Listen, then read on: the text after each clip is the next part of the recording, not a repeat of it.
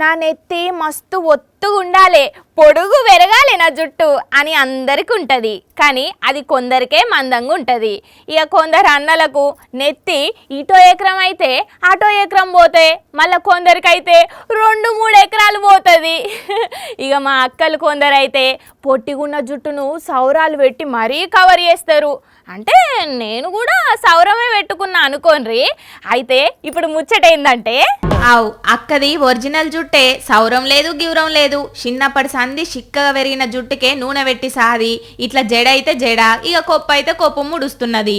చూడుండ్రి ఎంత పొడుగు కనబడుతున్నదో, ఒక్కో ఎంట్రిక ఎంత మందంగా ఉన్నదో. ఓయ్ బాబోయ్, అక్క జుట్టు మామూలుగా లేదులే. మరి అక్క ఏ నూనె పెడుతున్నదో, నూనె పెట్టినప్పుడల్లా ఎంతగానో రుద్దుతున్నదో గాని ఇప్పుడు అక్క జుట్టే ప్రపంచంలో నెంబర్ 1 జుట్టాట. 271 సెంటీమీటర్లకు మించి ఇప్పటి వరకు ఎవ్వరికి లేదు.